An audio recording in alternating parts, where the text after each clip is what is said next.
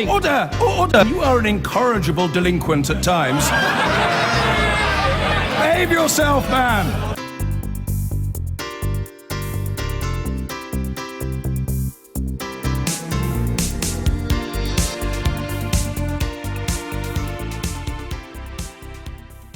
Now, 2 African migrants rescued from the Mediterranean have said that they witnessed the sinking of a boat with up to 500 refugees on board. The unconfirmed reports came as the United Nations warned of a spring revival of attempted crossings from North Africa to Italy. Another boatful of migrants were rescued from the sea today and taken ashore to Sicily. Matt Fry is in the port of Catania this evening. Matt.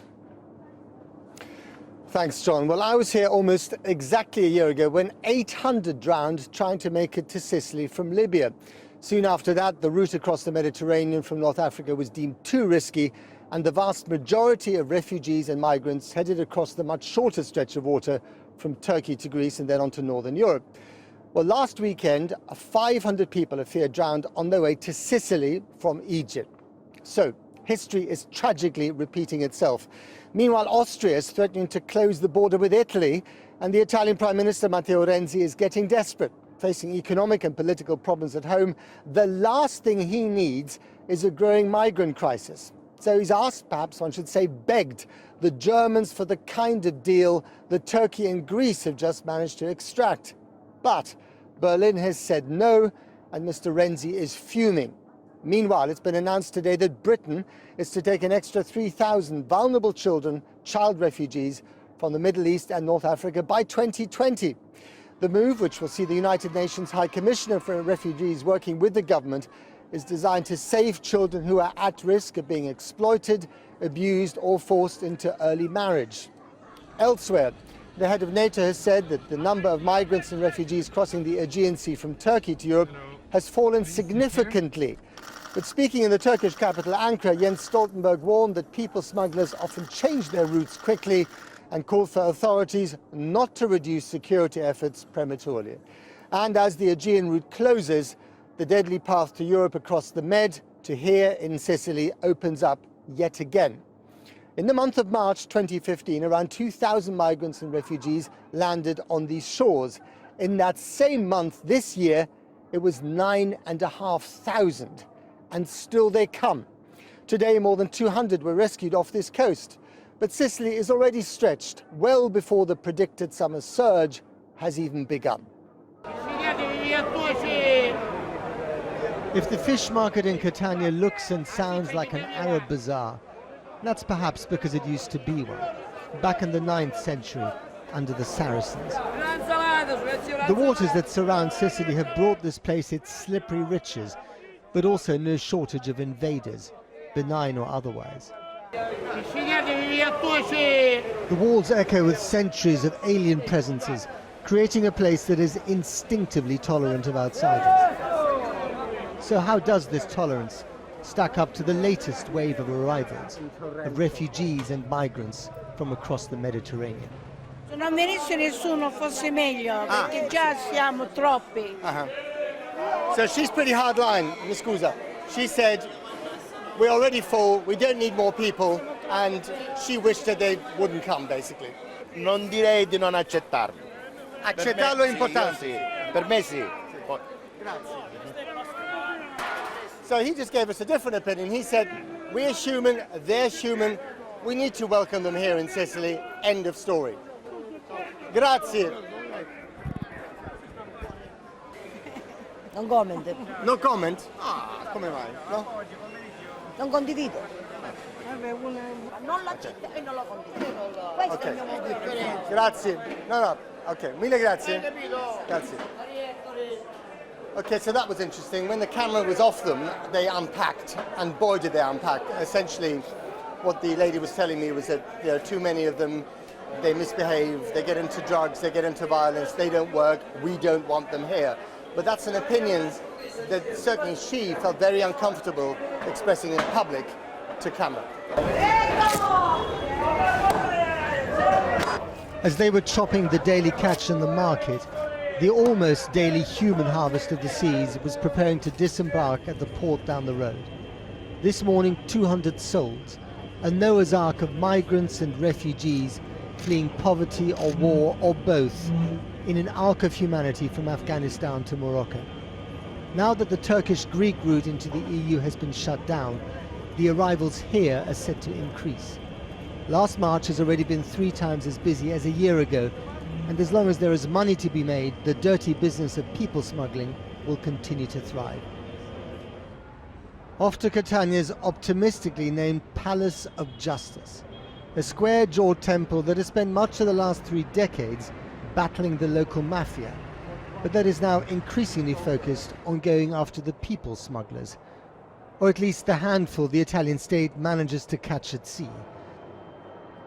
The chief prosecutor told me an inconvenient truth. Our objective is not to catch the migrants or the occasional boat operator. It is vital to hit the organisations in North Africa where they are based. But if we don't get any cooperation from the Libyan authorities who are in disarray, or the Egyptian authorities who don't even return our calls, then it's virtually impossible to defeat the people smugglers. A cross made from the remnants of a smuggler's boat, and 2 migrants, both named Emmanuel, one from Ghana, one from Nigeria, remembering the days when they feared for their lives, on the open seas and on dry land. Their Libyan employers forced them onto a boat to Europe instead of paying their wages as construction workers. They have like weapons. Right. Like you say, if you run, I'll shoot you. So they basically forced you to get on the boat? Force. Really force.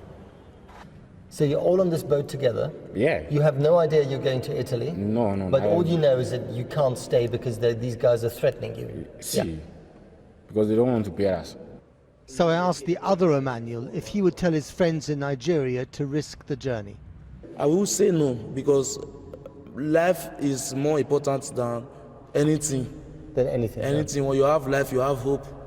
We that are here, we are lucky, because so many died. Old, young, little, big, they all died. And that's it. I saw dead people. Reluctant travelers imposing on increasingly reluctant hosts. Just one of the myriad nuances of this epic human drama that continues to defy solutions and exert a heavy price. Last stop for me, the Catania Cemetery. The cemeteries of Sicily are famous. And these are without doubt some of the most exuberant graves you'll ever see anywhere. Each one of them a detailed celebration of a person's life. But the graves I've come to see are very different. Amid the opulence of death, a field of churned earth not much better than a mass grave. The vast majority of bodies still lie at the bottom of the sea. Here, 48 numbered graves from the last year alone, and only one with the dignity of a name. Well, joining me now is Medea Savary from the United Nations Refugee Agency. Thanks for coming on the programme, Medea. Just tell us some more details about those 500 people who were feared drowned. Your agency has now been able to confirm that, is that right? So UNHCR staff was able to meet and interview some of the survivors. The 41 survivors were brought to Kalamata in Greece. Among them, there are mainly men, but also 3 women and a 3-year-old child. From what their testimony, basically, we hear that this group of people was actually probably part of a larger group of some 100 to 200 people that departed from a location near Tobruk in Libya.